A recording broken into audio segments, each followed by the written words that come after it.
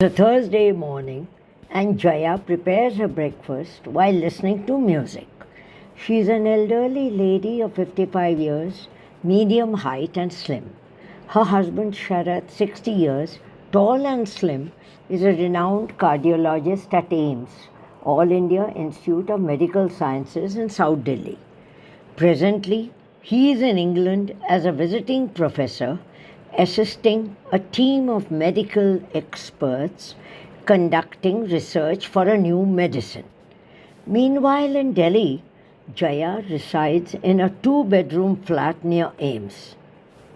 Despite being a successful secretary to the managing director of a government organization, she willingly gave up her career after marriage and happily settled down as a housewife. Since Sharath, as she herself, are fond of food, Jaya tries to learn new recipes from her friends as well as from the various cookery shows on TV. Her love for reading books, music, and slight inclination towards gardening helps her utilize the long hours when Sharath is busy in the hospital. Anu, their daughter, has been happily married to Vivek, a captain serving in the Indian Army who's presently posted in Bangalore. As Jaya is about to lay her breakfast of milk and oats on the table, a loud scream is heard entering through the main door. "Hey, Jaya!" She hears peals of the doorbell and a loud feminine voice. "Hey, Jaya, are you there? Open the door, yaar. I'm fed up getting roasted here. Where are you?" The voice went on. "Coming, coming. Wait a second." Who's come now? I don't remember anyone informing me of a visit to our home. Muttering to herself, Jaya opens the door and is dumbstruck for a few minutes. Ritu, her close friend from school and college days, is standing at the threshold. They stare at each other, feeling overwhelmed, unable to speak or move. Normalcy returns when Ritu's mobile phone rings. The two bosom friends embrace each other in a warm hug. Pleasantly surprised, Jaya welcomes Ritu to her abode. "Come, Ritu. It's been ages since we met. Come in first, make yourself comfortable and answer the phone call. Then we shall chat to our heart's content and catch up on what's happening in our lives." "Yeah, that will be better. Actually, it's an office call. My secretary called me to update me regarding our ongoing project. Give me a few minutes, please, as after the call I'll feel relieved," replied Ritu. "Hello, what happened, Ravi? You called me now all of a sudden. Is everything fine at your end?" Hmm? Hmm? Hmm? After listening attentively for a few minutes, Ritu said, "Okay, don't worry. I shall discuss it with others when I meet them tomorrow, and I'm sure they'll understand our viewpoint. Anything else? Okay, then fine. I'll let you know by tomorrow evening. Bye." Ritu disconnects the phone. As Ritu placed her mobile phone in her handbag, Jaya asked, "Have you had your breakfast? Otherwise, I'll quickly make you cheese omelette and coffee. Unless you too would like a bowl of milk, oats, and toast. You know, a healthy breakfast." "No, no, don't fret. I've had a filling breakfast in the flight itself. So just relax and finish yours," said Ritu, making herself comfortable on the chair opposite to her friend. Silence prevails for a while as both are lost in nostalgia. After finishing her breakfast, Jaya puts the dishes in the sink. Turning to her friend, she says, "I'll show you the guest room. Keep your suitcase there. Then we can relax over a cup of coffee." Good idea, Ritu replies, taking her suitcase into the guest room. The medium sized guest room has light blue walls adorned with paintings of natural landscapes and scenic beauty. The window opens towards the main road. While Ritu arranges her dresses in the cupboard, Jaya quickly makes 2 cups of coffee and placing them on the table calls out, "Come, have coffee while it is still hot. You'll feel refreshed." "Coming," replies Ritu and joins her friend on the table. "Now, tell me about your work. What are you doing nowadays?" asks Jaya. "I am an architect and have my own consultancy firm in Kolkata. Since there is the annual World Architects Conference tomorrow in Delhi, I thought of paying a surprise visit to you as well. I'll be here for 2 or 3 days, and it's really great that we can catch up on our old times." Ritu replies with a smile, "That's wonderful. I'm so thrilled meeting you after decades. We've got so much to tell each other," Jaya says happily. After a few minutes of hearty conversation, Jaya suddenly remarked, "Hey, do you remember Rohan, our classmate from school?" "Oh, the one who was a fantastic elocutionist. Obviously, I do remember him. Is he in Delhi? Then let's meet him too. It will be great meeting him after school days and see how he has changed or not." Ritu blurts out in a single breath with excitement. Wait. Yes, he's very much settled in Delhi, and we keep meeting each other quite often at cultural events in the city. As you're busy the whole day tomorrow, let us plan a visit to Rohan's house on Saturday. Saturday morning. He has a 5-day work week. Sounds great. I'm quite excited now with the thought of meeting him again. Feels nostalgic, as if I'm listening to his awesome oration in his own exclusive, inimitable style. Seeing her friend's excitement, Jaya laughs out and says, Okay, I'll call him just now and tell about our visit on Saturday. But I shall not tell him about you. Let that be a surprise." Both burst out laughing. Jaya dials Rohan's number. The phone rings for some time, but there is no reply from the other side. After a few attempts, Jaya hangs up and tells Ritu, "Don't worry, he'll call back. Now finish your coffee, relax and settle down. I shall finish preparing for lunch. Are you still fond of cabbage with chana dal?" "Yes," Ritu replied promptly. "Then I'll make it for lunch." Jaya gave a fond glance to her close friend and was about to move to the kitchen when her phone rang. It was Rohan. "Hi, how's everything?" "Good. Just wanted to come over to your place on Saturday morning about 10:30, replied Jaya. "Sure. Anytime, buddy. Haven't met for ages." "Fine. See ya. Take care," said Jaya and disconnected the phone. Saturday morning saw the two elderly ladies, excited as kids at the thought of meeting their old pal and spend some quality time with him. On their way, Jaya asked her driver Shankar to stop at a bakery as she wanted to take a vanilla cake for Rohan as it was his favorite. After driving for about half hour, the car entered the gates of a huge house which was called the Eden. The car went round a sprawling garden and stopped at the portico. As the ladies got down from the car, they saw Rohan relaxing on the swing with a beer in his hand. His huge black Labrador Bruno was lazing too, enjoying the pleasant sun. On seeing Jaya, he jumped in excitement and ran to her, wagging his tail, keeping a curious, concentrated eye on Ritu. "Hi, come, great to meet you after so long." said Rohan, looking curiously at Ritu, trying to recognize her.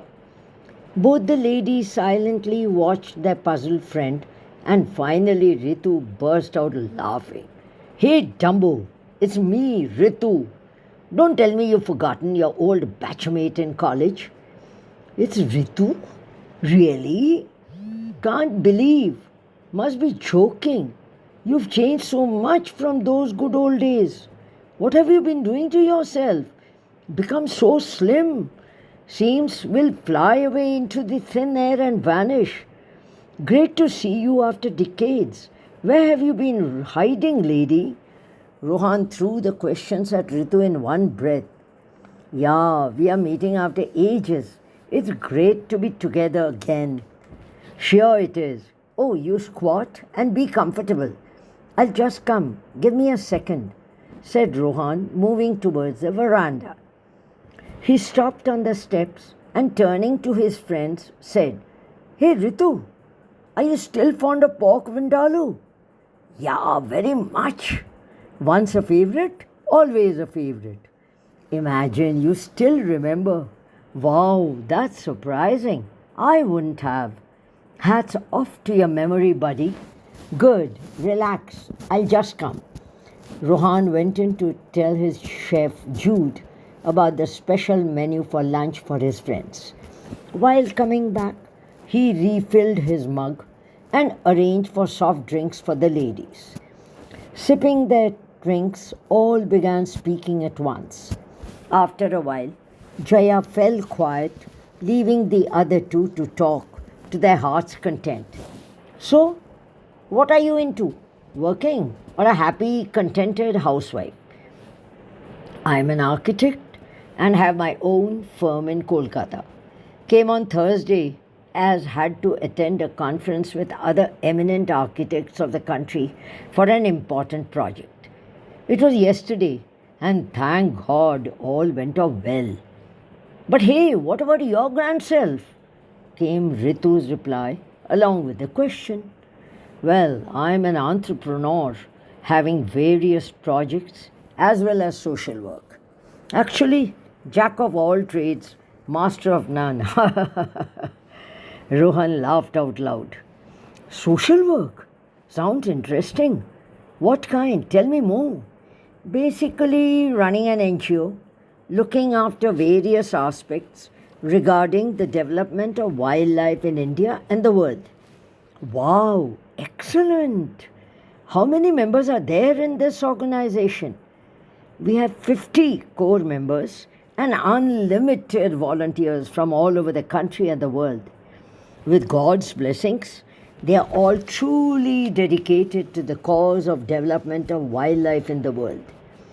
Pausing for breath, Rohan saw his bearer Abdul coming towards them. क्या हुआ Abdul? Lunch सर्व कर दिया साहब. ठीक है. Come, let's go. You must be famished. And the three friends went in. The aroma of the pork vindaloo made Ritu forget everything. She couldn't control herself anymore and charged towards the dining table like an excited kid. That's like our old Ritu, said the other two in chorus, laughing. Hours passed like seconds, and it was time to go home. As the ladies prepared to take leave, Jaya's phone rang. Excuse me, it's Anu, my daughter, calling from Bangalore. You carry on. I'll just join. She moved away, saying, Hello, beta. What a pleasant surprise. Hello, Ma. Your granddaughters and myself are coming over on Monday to spend their vacation with you, came Anu's voice from the other end. That's great. We'll be eagerly waiting for you all, beta. Lots of love to the kids. See you. Bye, said Jaya and put the phone off. It's vacation time. Saturday afternoon, Jaya was resting in her room. Her daughter Anu, 32-year-old working professional, and her three children, Piku 10 years, Minnie 7 years, and Jojo 5 years, were spending their summer vacation with Jaya. The children were looking at a photo album kept in the drawing room. Jojo was sitting at the center of the sofa with Piku and Minnie on his either side. The center table was made of teak wood and round in shape, adorned with a decorative flower vase on the glass top. Sliding curtains made of jute enhanced the beauty of the drawing room. Madhubani paintings that hung on the walls attracted Minnie's attention. While turning the pages of the album, they saw a picture of a girl about 10 years old wearing a blue frock playing with her dog in the garden. The kids ran to their granny and almost jumping on her, Jojo bursts out. See, Granny, what we found. Is this your photograph? You too wore frocks and made two plates like my sisters? Yes, Babu, replied Jaya while picking him up on her lap and cuddling the girls close to her. Jojo kept fiddling with her sari, saying, You know, Ma says you were very naughty in your childhood. Really, Granny? Tell us, what did you do? Hai, bolo, do tell. The girls too chirped in chorus. Okay, Baba, bolchi. I'm telling you. Wait. Yes, your ma's right. I was very, very naughty. Never listened to my mother.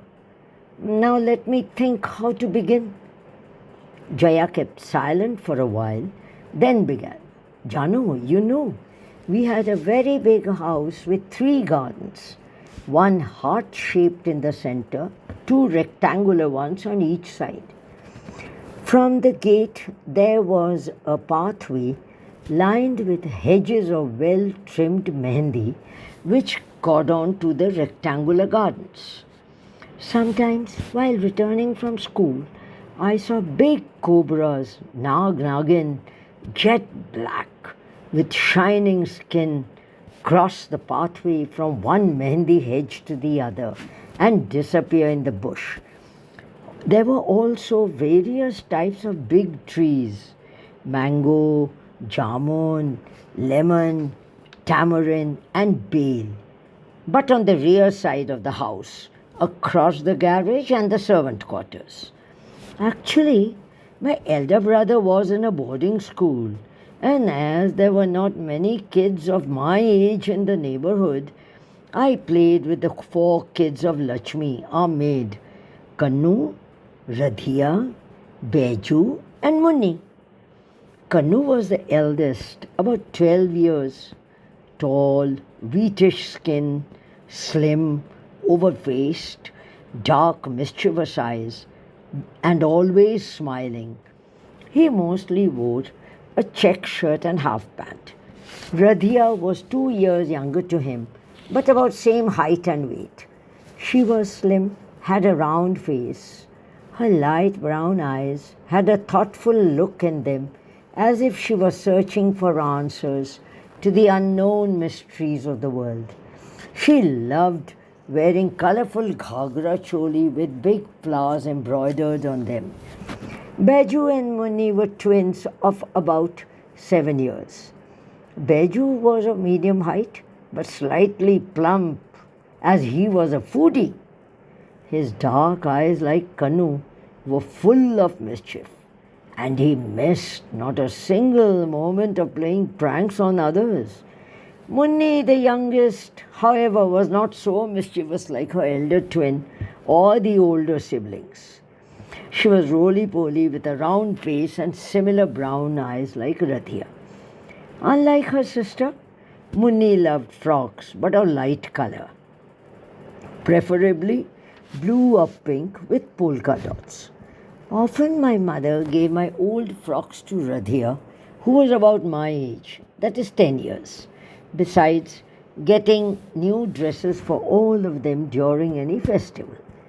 However, it was difficult to make Beju wear a shirt or a t-shirt, as he loved to roam around only in vest and half pant.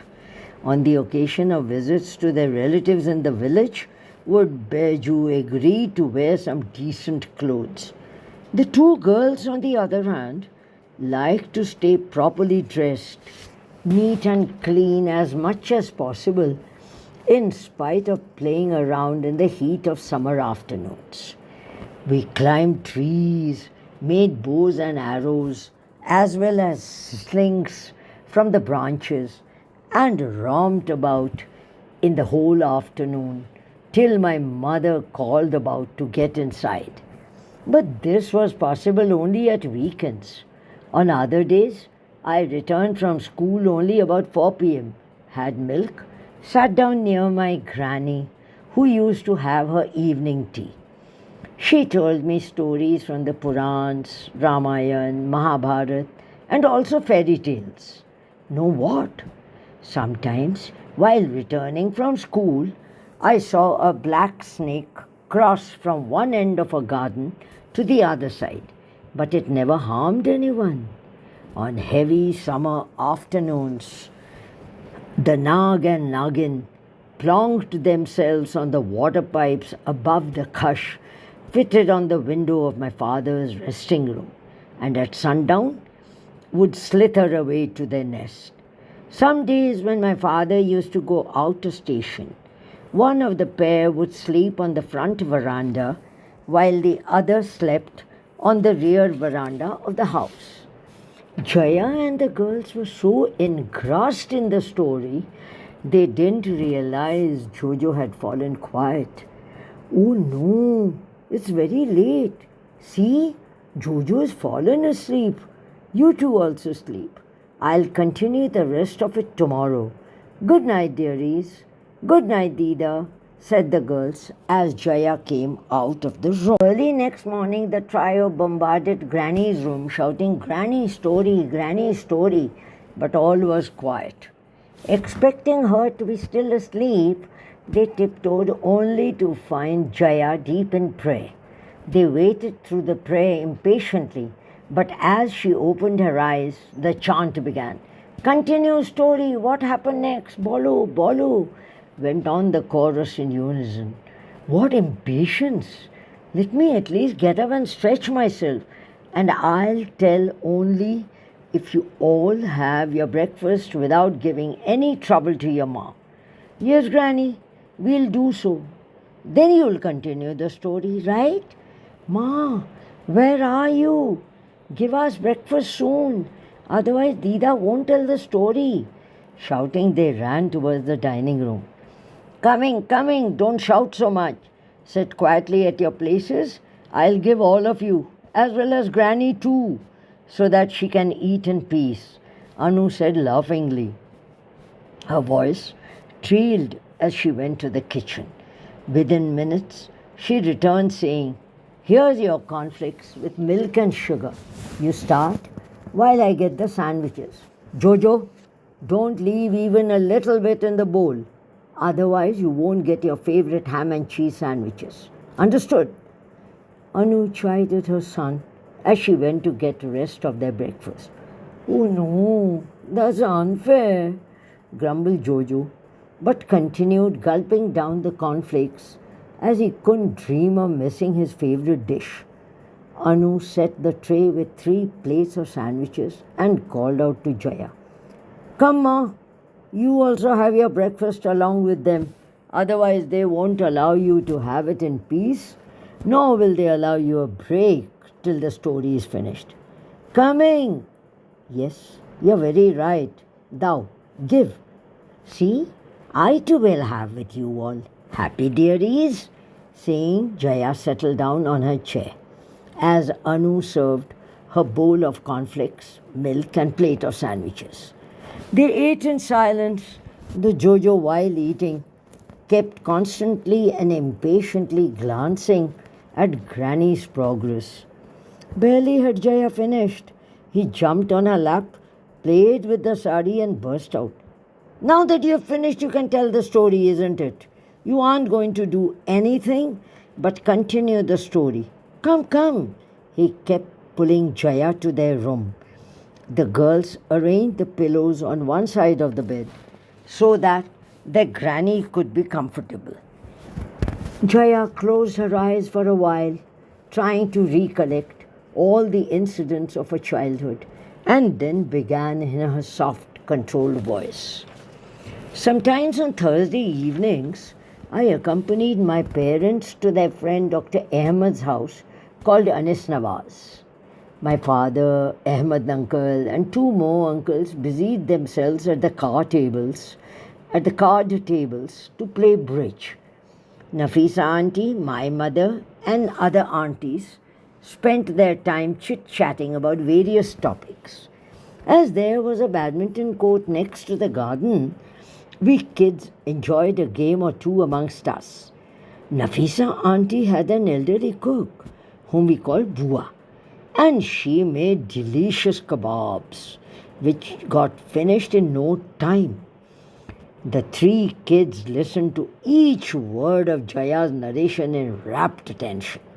As Jaya paused for a breath, she heard Anu's voice. Where are you? Come, have your milk and fruit. Go, go, dearies. Go have your supper. Even I am feeling a bit tired, she said, putting Jojo down. But they weren't willing to leave so easily. Promise you'll tell us a story tomorrow. Won't forget now. Saying the trio trooped out of the room as Jaya closed her eyes for a brief nap before the evening tea was served. At night, while having dinner, Jojo suddenly said, Acha Dida, why don't you tell us a story tonight at bedtime? Yes, yes, you must. The girls joined in a chorus. Jaya and Anu tried to dissuade them, but to no avail. Finally, Jaya had to relent. Okay, finish your dinner and go to your room. I'll come after dinner and tell you one. Just one, not more, okay? The kids happily jumped and skipped to their room. Jaya entered their room. She found all three sitting cross-legged on the bed, concentratedly poring over a book. What book is it? A book on animals. See, Dida, the tiger here looks so ferocious and the deer so pretty, isn't it? Said Jojo, suddenly asking, Acha, have you ever seen a real tiger or deer in your childhood? Yes, tiger only once, but deer many times whenever we went for shikar or hunting. And I clearly remember the incidents even today. Really? Tell us, or we won't sleep, cried the kids. Okay, Baba. Now sit quietly and listen. Jaya continued after a pause. One morning, I was sitting and reading a book when the phone rang. Hello, Jaya. Is your father there? His friend Mr. Singh's voice came from the other side. Yes, please hold. Excitedly, I shouted at the top of my voice, Baba, Baba, Singh uncle phone koreche. He's calling you. Come quickly. Where are you? Ashchi, coming. You don't have to shout. He scolded me while picking up the receiver. Good morning. Hope all is well. You've called so early. My father spoke in one breath. He kept listening for a while, then said, Okay, we'll reach your house by 3 p.m. and kept the receiver back in its cradle. Barely had he done so, I cried, Uncle ki bollo? What did he say? Bolo, and kept pestering him. Where's your ma? Go call her and I'll tell you both. Me too. Mr. Singh rang up to say he has planned to go for shikar tomorrow afternoon and we have to reach his house by 3 p.m. I don't want to go. Tumra jao, said Ma as she went to the kitchen to arrange for breakfast. I jumped about the whole house in excitement. Even at night, couldn't sleep peacefully, dreaming about what will happen. The next day, after an early lunch, Baba and I left at 2:30 and reached Uncle's house by 3 p.m. Some others were also there, but we knew only one or two of them. As they discussed their plans, I could make out that we would be going towards a jungle near a mandir situated on a hilltop and was called Mandre Ki Mata. The vehicle was a half-ton which resembled a truck with its rear part open so that people could stand. My father sat in front, while all of us, along with Singh uncle, stood at the back. The drive to the mandir took almost 2 hours or so. By the time we reached, darkness was about to set in. You know, it was the best time of the year. The yellow leaves cast a golden orange glow. The atmosphere was crisp. There was a smoky smell in the air. That's when hunting fever sets in. The old adrenaline gets pumping and you feel super alive. It's my favorite season. One who hasn't experienced it cannot understand the thrill of the hunt. I believe it has to do with our early human origins. In those days, they had to hunt in order to live.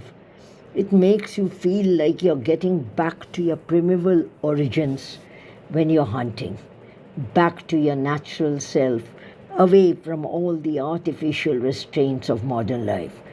You feel like your uncivilized, untamed self is coming out. It's a kind of exhilarating liberation.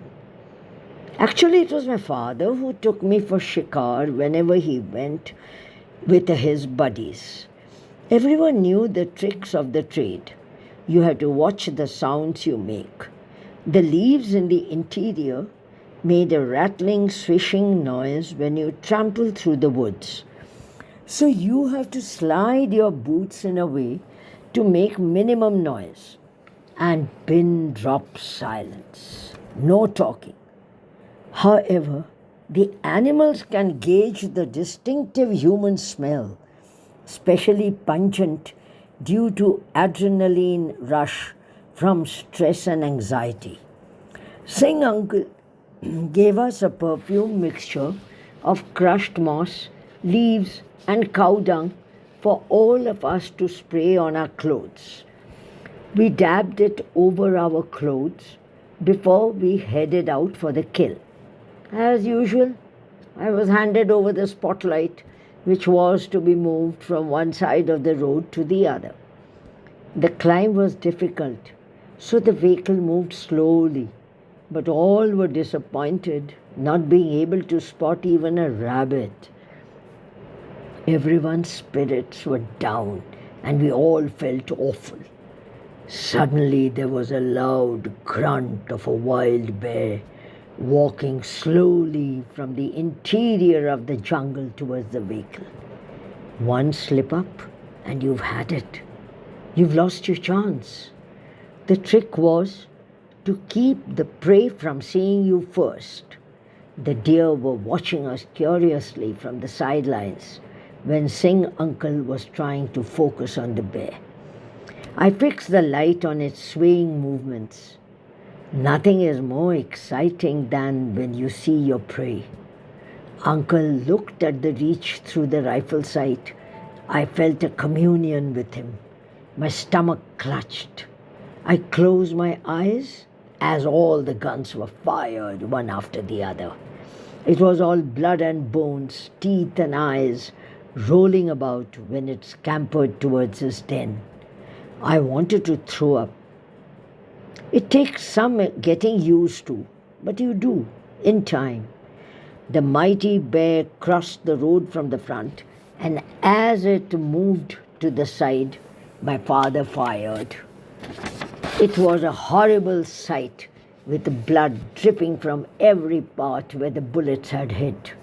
But instead of falling dead on the road, the wounded beast ran, disappearing in the jungle.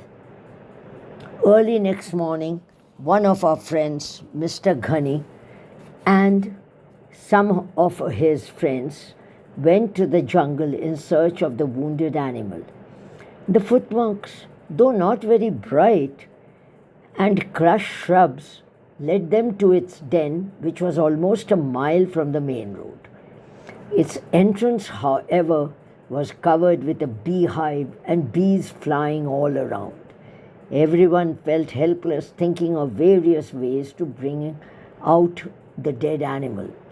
Finally, They made a bonfire with dry sticks and leaves, and as the bees flew away, went inside, dragged the body into the open, and heaved the beast into the vehicle and returned to Singh Uncle's house. He rang after a while and asked my father about what to do with the body.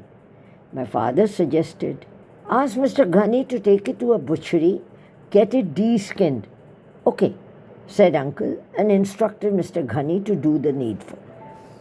After getting de-skinned properly and stuffed, the bear skin was sprawled on a wall of our sitting room, the eyes shining brightly, giving an eerie impression of being real. Ahmed uncle was very fond of hunting, so would often take a small group of his 2 or 3 close friends, including my father and myself. We would leave at about 3:34 in the afternoon with guns, spotlights for the jungle, returning about early hours next morning with big and small kill alike, that is, deer as well as rabbits. Since the whole night was spent in the jungle, we carried 2 tiffin carriers filled with food items like parathas, kebabs, sandwiches, as well as 2 or 3 chagals, that is, water containers made of canvas, which were hung on the sides of the jeep. On our way to the interior of the jungle, we shot wild birds like partridges or teethers and rabbits as dusk approached. As night fell, I was handed over a spotlight with the instructions of showing it on both sides of the moving vehicle, and all would be intently watching the rays. As soon as it caught the eyes of any big animal, the light was kept fixed on it, and all would fire simultaneously. As usual, one Saturday afternoon, my father and I, along with Ahmed uncle, his daughter Talat, her 2 friends Dilip and Nina, and 2 more uncles went for shikar. On the outskirts of the jungle, we shot birds like partridges and drove towards the deep jungle, but unfortunately couldn't see a single animal, big or small. After having driven for a while, Ahmed uncle told his driver, Moti jeep को side में रखो, हम पैदल ही जंगल के अंदर जाएंगे. जी साहब. We kids were left in the jeep all by ourselves, and Moti stood near the vehicle taking puffs at his bidi. Being tired of sitting, Dilip suggested, hey, let's get down and play, to which we all readily agreed. While playing run and catch, Dilip suddenly banged into a tall, well-built man wearing only a loincloth, holding a thick lathi in his hand. With a wry smile, burning eyes, he picked Dilip up by the scruff of his neck and roughly shook him. Though highly afraid, we somehow mustered up courage and shouted at the top of our voices, Baba, Papa, Papa, jaldi aao, jaldi aao. Father, come quickly. Even Moti was so afraid he couldn't move even an inch from where he stood.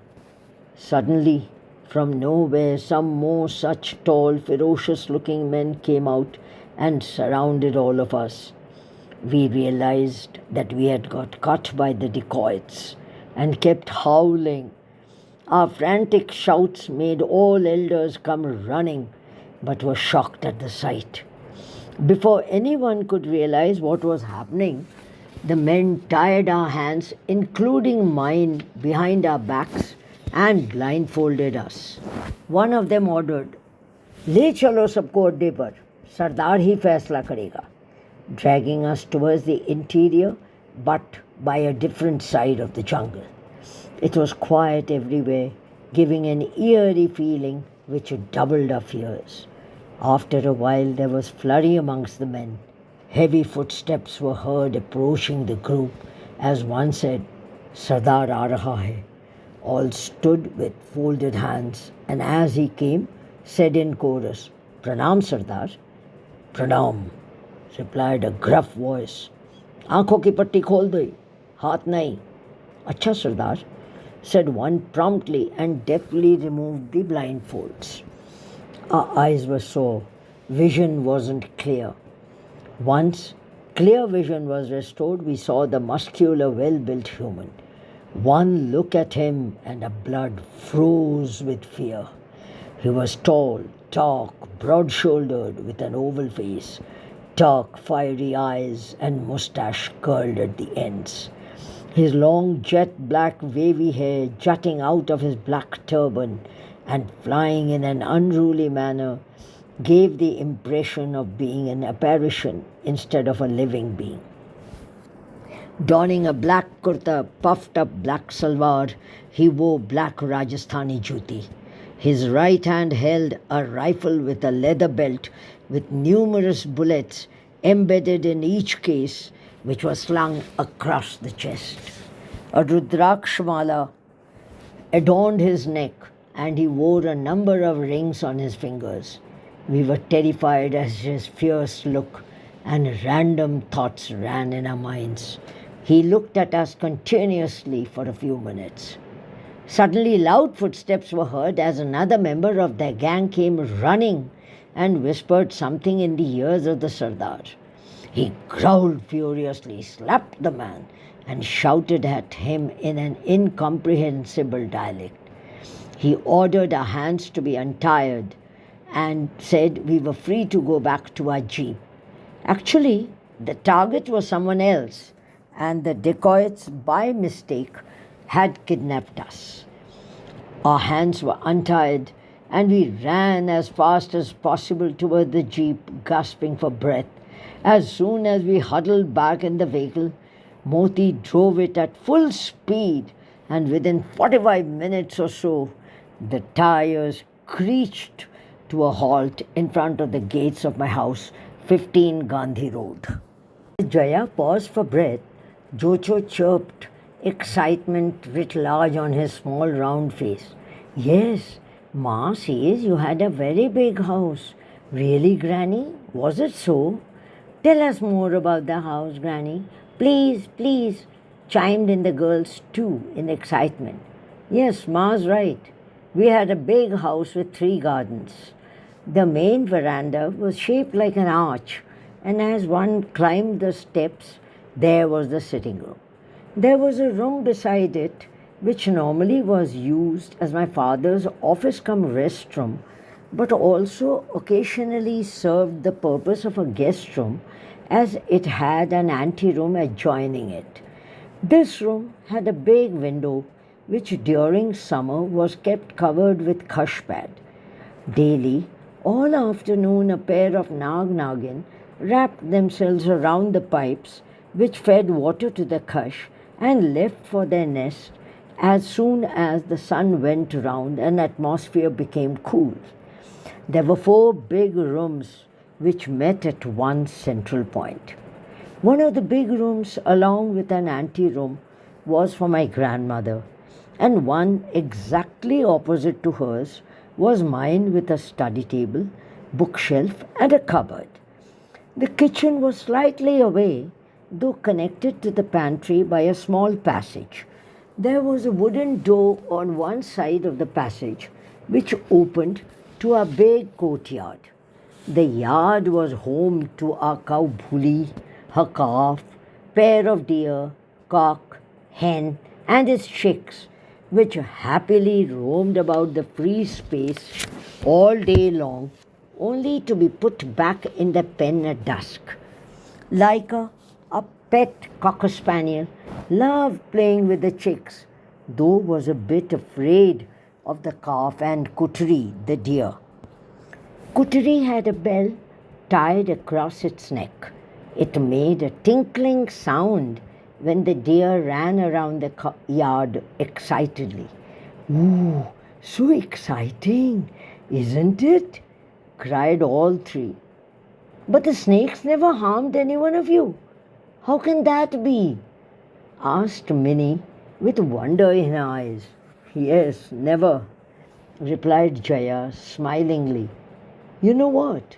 No animals, birds, or insects harm us unless we do so. Jojo, you know, whenever my father used to go out of station, the Nag Nagin pair would guard our house. The Nag slept on the front veranda while the Nagin guarded the backyard. Before the astonished kids could react, Anu's voice came in. Lunchtime! Come along, all of you! Hurry! The food will get cold. Come soon! Coming! Coming! Chimed the three in chorus, running towards the dining room. Jojo sniffing the air, shouting, Yay! Yummy smell! I'm going to eat all the vegetable. Do not give it to anyone. He grabbed the bowl towards himself, holding tightly. Okay, okay. Let me first serve Granny and others. Then you eat the rest. Come, good boy, coaxed Anu as she prepared to serve Jaya and the girls. Piku took the bowl from Anu and served some vegetables on her mother's plate before handing it over to Jojo. Jojo had a habit of listening to bedtime stories after dinner. He kept his plate in the kitchen sink and ran towards Jaya. Dida, in the afternoon you told us about Nag Nagin. Tell us another one. Okay, beta. Finish dinner. Go to your room. I'll come after some time. As Jaya sat down on her chair, Anu, while serving her, said, Ma, you're incorrigible. I admire the patience as well as the way you give in to every little whim of theirs. I wouldn't be able to do so, she said, laughing. No, no, I wasn't at all so patient when you were small. You see, grandchildren are different. Besides, you all visit me once in a while, so even I feel like pampering them to my heart's content. Just think, once the school reopens, they'll be back to the same routine and have no time either to play or listen to stories of any kind. So don't grudge them. And believe me, even I too love spending time with them. But come, let's eat. Otherwise, Jojo will come jumping and drag me to their room. Both laughed as they sat down to enjoy the dinner.